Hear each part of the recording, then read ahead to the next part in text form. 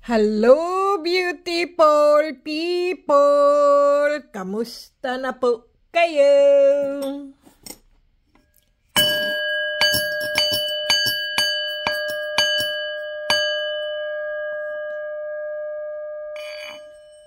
Ayan, ang sa inyo po.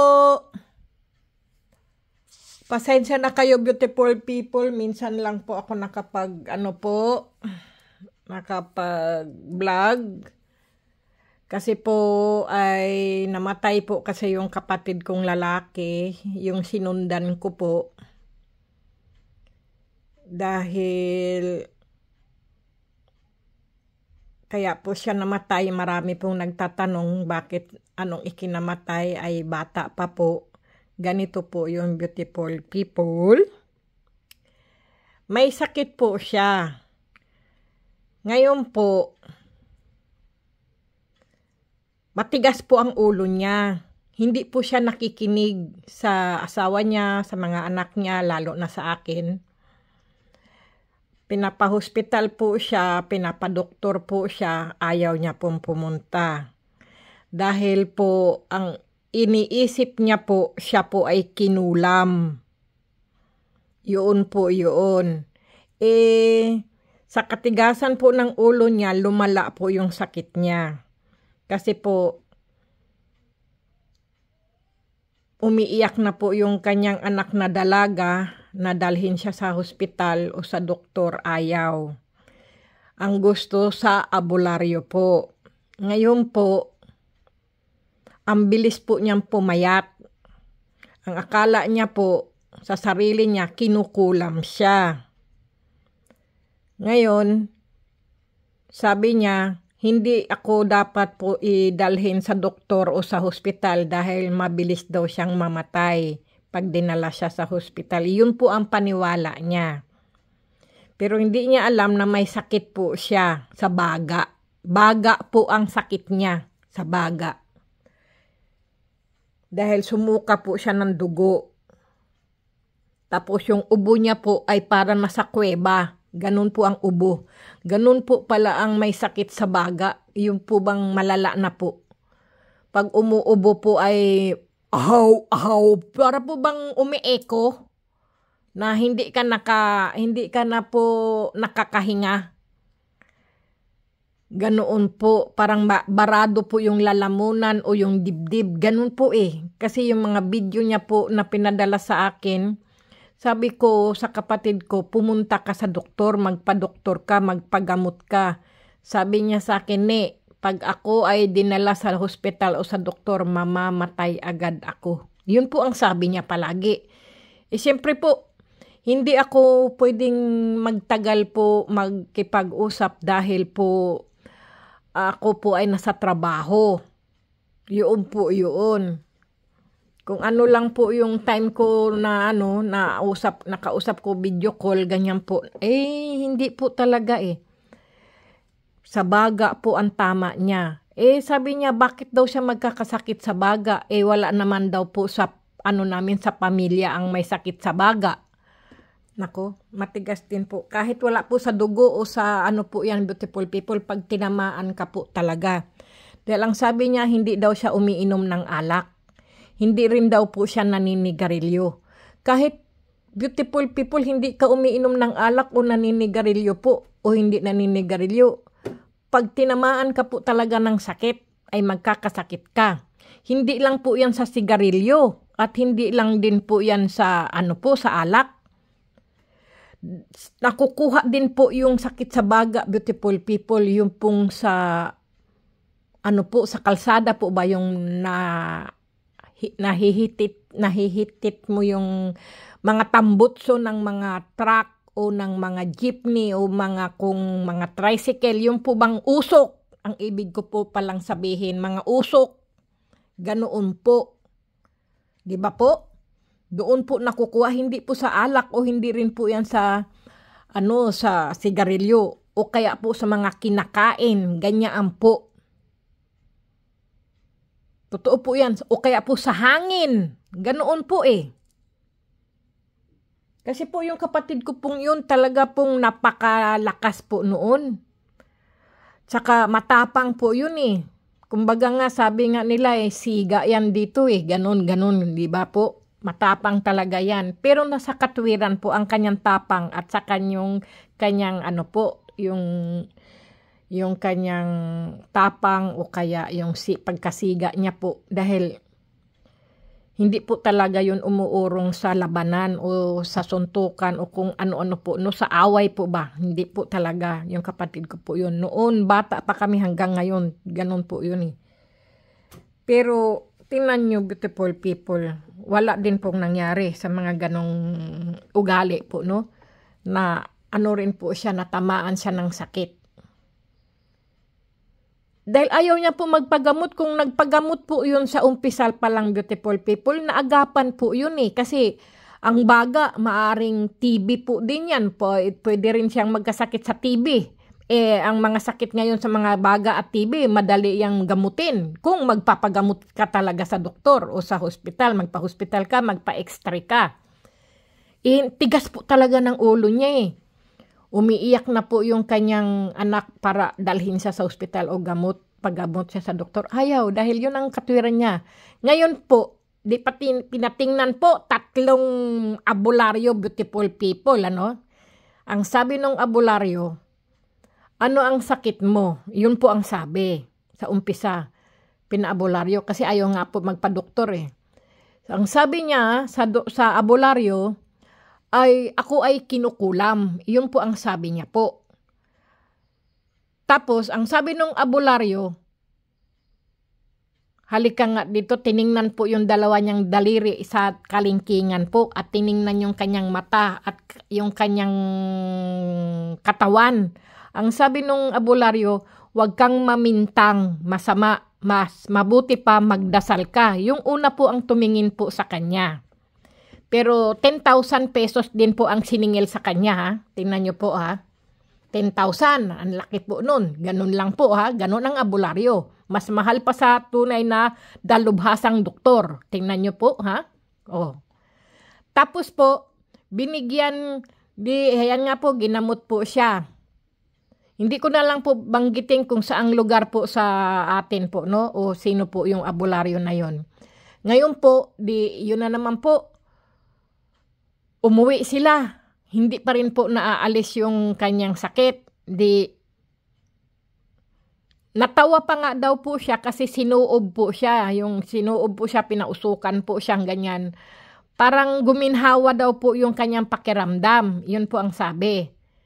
Pagdating po sa bahay, beautiful people, hindi na naman po siya makahinga. Yung ubo, yung parang dumadagungdong na ubo. Grabe po talaga. Yun ang sabi po ng aking mga pamangkin, yung kanyang asawa, no? Yun po.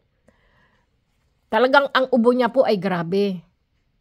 Tapos po, yun nga po, ang sabi ay tumai daw po siya ng dugo. Tabi-tabi lang po sa kumakain. Ito po ay isinishare ko lang po. Dahil po, baka isa po sa inyong pamilya, beautiful people, may mga ganyang sinyalis po ba? May mga ganyang nararamdaman o sakit po. Ang akala niya po, ay kinulam po siya. Na pinatay daw po siya ng bilog-bilog na itim. Hindi po nila alam po yun. Ay yung bilog-bilog na itim po yun ay tae po yun. Dugo. Yun po yun. Talagang doon po siyang, nung tumai po siya ng dugo na buo-buo na bilog, akala niya, yun ay kulam na pinatay siya ng ganyan itim na ano kung ano po, no, sabing ganon. Ngayon, beautiful people, sabi ko, kasi marami, dito po sa Europe po, mga dalubhasang doktor po dito, mga nag-aral, tinanong ko po yung mga may alam po dito. Sabi niya, nako, patitingnan mo yan, mayroon siyang kung anong klaseng sakit. Kailangan ipa-ultrasound, ipa-blood test siya, ganun po, no? Ayaw nga po ng kapatid ko tingnan nyo, beautiful people, tigas po talaga ng ulo niya, ayaw talaga, wala tayong magagawa pag matigas po ang ulo.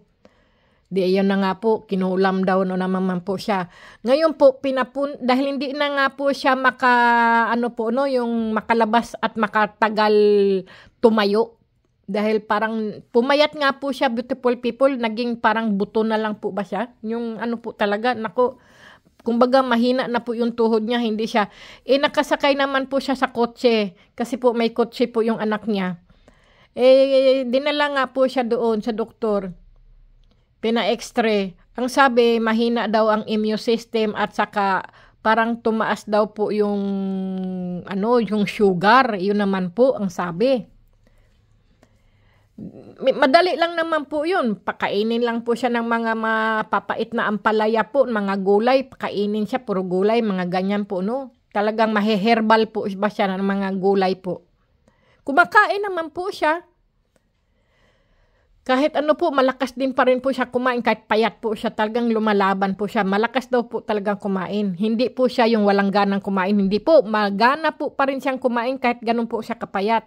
Dahil lumalaban nga po siya sa sakit yun na nga po, no. Ngayon po, pinapunta yung abularyo doon sa amin, sa bahay. Nako, ano-ano po pinagawa nung abularyo sa kanya, beautiful people. Yung sinipit yung paa niya, yung kanyang, Diyos ko po, nagkanda, hiyaw-hiyaw siya sa Kasi nga po, pagka ganyan, beautiful people, hindi po spiritual ang sakit nun Kundi, yung po yun sa katawan po ba? Talagang may sakit po yung kapatid kong yun. Hindi po talaga maalis po yun, no?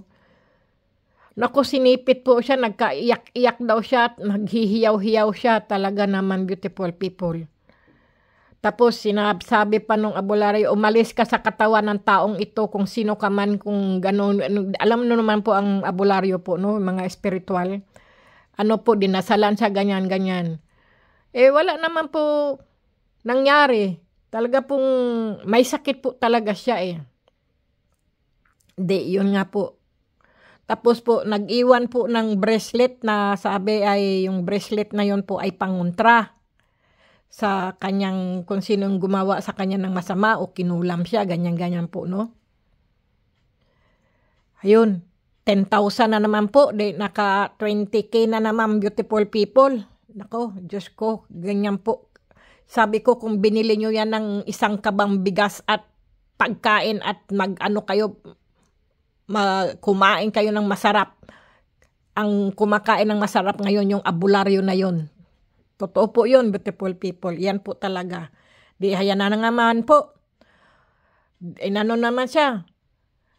Sabi ko, kahit anong mahal ng bracelet na yun, kung ikaw ay gumaling at natanggal yung sakit mo, yun ang pinakamaganda. Hindi po lumala po ng lumala. At namaga pa po yung kanyang paa. Diyos ko po, tingnan nyo, beautiful people. Ganun po. Talagang may mga abularyo po na hindi nila nakikita o hindi nila alam kung paano sila manggamot ng may sakit na no? Dapat hindi nila gaganunin. Dahil lalo pong nasasaktan ang pasyente, ang ginagamot po nila. Kasi mayroon po talagang manggagamot, beautiful people, tunay na nagpapagaling at tunay na talagang nakikita niya sa tingin pa lang sa mata at sa katawan po, makikita niya na may sakit ang taong ito ng espiritual. Pwede niyang gamutin o alisin yung kung ano man sumanib o ano man po, no? Yung pong kapatid ko may sakit po yun. Kaya lang po, ang pinapaniwala niya lang sa isip niya po, siya ay kinulam. Tingnan mo. Sa umpisa pa lang, na na ng abularyo na wala siyang pong kulam. Kundi may sakit po siya. Ganoon. Kaya wag daw siya mamintang. Magdasal na lang daw po siya. Tapos tumawa lang daw yung kapatid kong iyon. Dahil hindi po siya naniwala doon sa walang kumulam sa kanya. Ang iniisip niya, may kumulam sa kanya. Naku, tingnan nyo nga, beautiful people, no? Ayan na nga po. Kagaya din po yun sa kapatid kong babae, beautiful people. Ayaw niya rin magpagpunta sa hospital o sa doktor po. Nagpa-abularyo din po yun. Iba't ibang abularyo po hanggang saan nalamog po siya sa abularyo. Talaga namang umuwi siya. Wala, kawawa po, patampata yung kapatid kong babae po. Totoo po yun. Namatay rin po yun. May sakit din po. Din po yun. Sa mattress po ba? May mayuma. Dapat naagapan din po sana yun. Dapat mahaba pa buhay noon Kasi ang mayuma po pwedeng operahan Tanggalin. Yun po yun Ay nabugbog siya dahil akala din niya kinukulam siya ng mga kung sino-sinong mga chichiburit si dyan po, no? Kaya yun, beautiful people. Namatay din po yun. Ngayon po, pangatlong abularyo na naman po, Diyos ko po, ang sinisingil naman po ay ano naman po, 20K. Di 20,000 na naman po, abularyo, yung pangatlo. Mapapagaling daw niya, ganyan-ganyan. Tingnan nyo, beautiful people, mga ilang araw, payat na po. Talagang ano na po siya, iskilit na po yung kapatid ko, Diyos ko po. Tapos kung umubo po siya ay ano po, talagang lumalagadungdung. Ano ba yun? Lumalagungdung. Parang ano po, no? Talagang para ka nasa kuweba. Nag-e-echo po talaga. Yun po talaga ay sakit sa baga po. Yun ang lagi kong sinasabi. Magpatingin ka, gagaling ka niyan. Sabi kong ganyan. Tataba ka niyan. Kung ikaw ay magpapagamot sa doktor, maagapan ka kagad. Nako, nung last po, nakausap ko po. Hindi na po siya umaano, sabi po nung doktor doon sa hospital ay lagyan daw siya ng tubo. Lagyan man po siya ng tubo o hindi po ay hanggang doon na lang pala ang buhay niya rin.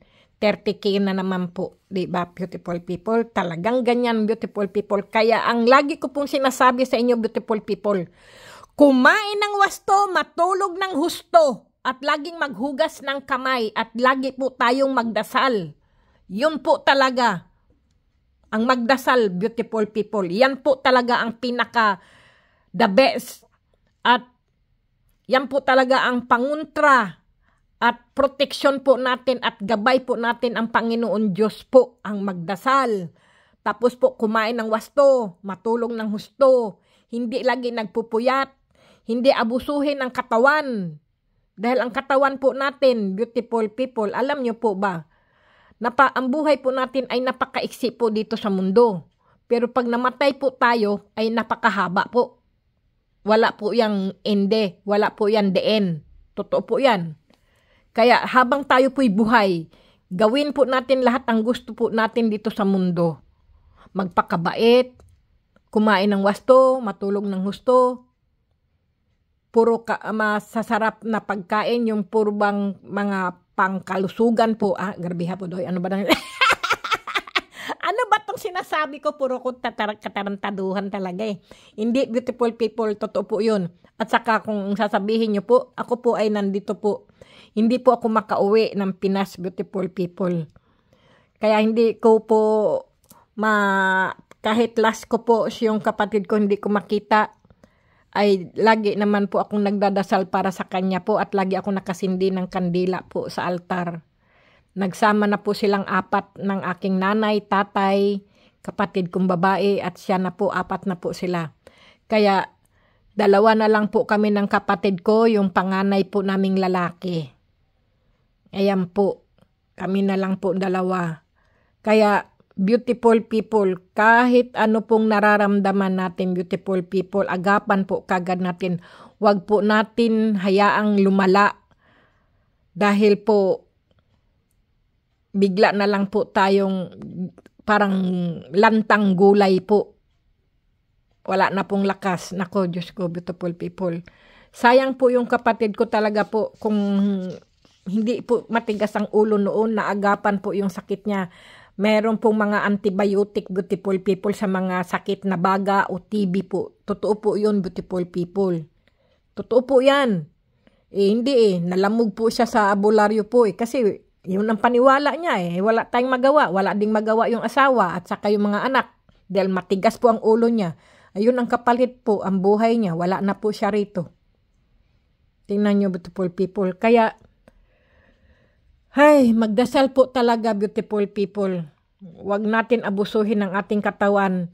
Yung pong sobra-sobra ang trabaho, yung sobrang pagpupuyat po, at laging nalilipasan po ng gutom, at lagi po yung nasa nasa lansangan, nasa labas, yung mga nasisinghot po ang mga alikabok, mga usok po. Ganyan, beautiful people. Alam nyo, beautiful people, kapag po kayo ay naninigarilyo, umiinom po ng alak, bago po kayo matulog sa gabi po, no? Uminom po kayo ng 1 basong gatas po. Yan po ay nagpapalinis po yan ng mga usok sa inyong loob ng inyong katawan po. Ang gatas po. Nagpapahaba po yan ng buhay ang gatas, beautiful people. Kahit ikaw po ay manginginom, beautiful people, at ikaw po ay mahilig manigarilyo po at mahilig ka sa labas, nasisinghot mo po ang mga usok-usok na yan. Uminom ka po ng gatas, beautiful people, 1 baso sa gabi bago ka matulog. Yan po talaga ang nagpapalinis ng mga kung anong dumi na nasisinghot po natin sa ating mga baga. Totoo po yun, beautiful people. Yan po ang nagpapalinis po, ang gatas. Okay, beautiful people, sana po may natutunan po kayo o na ano po sa aking video, beautiful people. Baka sabihin nyo, ano ba mang mga kwento na yun, wala namang kabuluhan. Totoo po yan, may kabuluhan din po o wala, beautiful people, salamat pa rin. Ito pala po yung ipapadala ko pong box po sa inyo, beautiful people. Nandyan na po yung pangalan nyo at saka isusulat ko pa po sa karton ang pangalan kasi po kabibili ko lang po ng karton na ito. Ito po yung ipapadala ko po. Ayan, yung napili nyo pong ano, yung trabongko, mutya ng gabi at saka po batong sinukuan po, no? At black umo at yung bulalakaw, beautiful people. Ayan po. At saka yung langis na may ulik-bangon po, yung katas, yun din po, nandyan na rin po, yung sinabi nyo po sa akin. Totoo po yun. Kasi po, hindi po talaga, kasi ang mga kapatid ko po, beautiful people, hindi po naniniwala sa mga ganito. Sabi ko, mayroon naman po sila din doon. Pinadalhan ko rin po. Sabi ko, ibabad lang sa tubig at ang tubig ay iinumin, hindi yung bato. Dami, beautiful people. Ang tao po talaga ay hindi po mahilig magpapaniwala po. Matigas po ang kanilang mga ulo po, no?